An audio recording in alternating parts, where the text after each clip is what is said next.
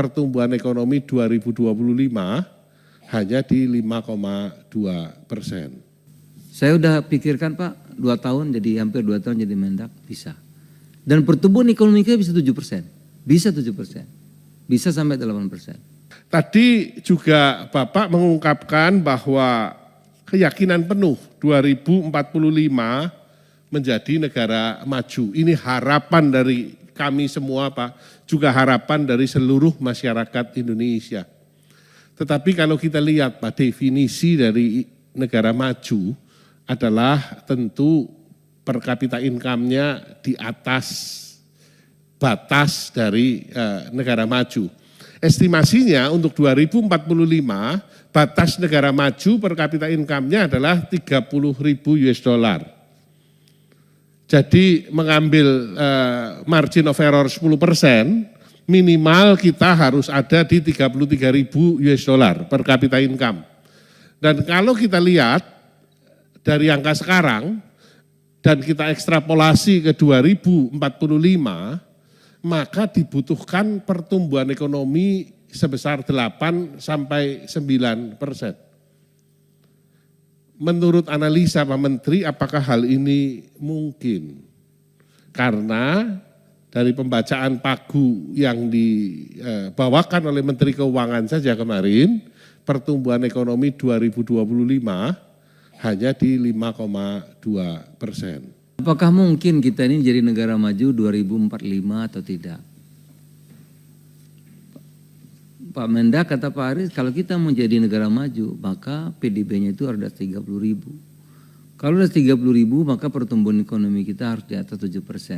Saya mengatakan bisa. Asal kita mau Pak.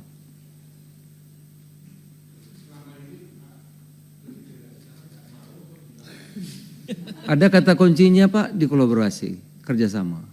Kita masih satu Pak. Kalau kita nggak satu ya nggak bisa. Tapi bisa, gitu. Saya udah pikirkan Pak, 2 tahun jadi hampir 2 tahun jadi Mendak, bisa.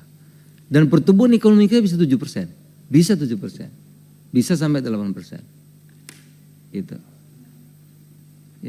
Ya, tapi menjelaskannya panjang. Itu aja kira-kira kalau bisa, bisa. Ya. Bahkan Pak Prabowo sudah mentargetkan pertumbuhan ekonomi ke 7-8. Ya, 7-8. Dan saya rasa itu bisa. Saya kasih contoh aja Pak, begini. Dulu Pak Eropa itu kelahi terus. Karena penduduknya padat. Dia gak keluar, ya terkelahi terus. Apa yang terjadi? Dia memperluas Pak wilayah. Ketemu benua Amerika, sampai ke Indonesia, sampai ke Afrika, sampai ke Latin Amerika. Ya kan? Akhirnya dia jadi jaya kan? Kita Pak, misalnya ya, IKN saja, wah itu kita kan ributnya minta ampun. Bapak-bapak bayangkan, 60% manusia itu di Jawa Pak. Jawa ini kapalnya kecil. Bapak tahu tuh, polusi kalau lari bukan sehat Pak, karena di atas 200. Singapura itu 50 Pak polusinya. 200 itu Pak bisa menyebabkan kanker. Bekasi lebih tinggi lagi, bukan lebih rendah. Karena apa? Saking padatnya Pak. Saya kalau Bali itu, dulu saya menentang Bali Utara namanya ya.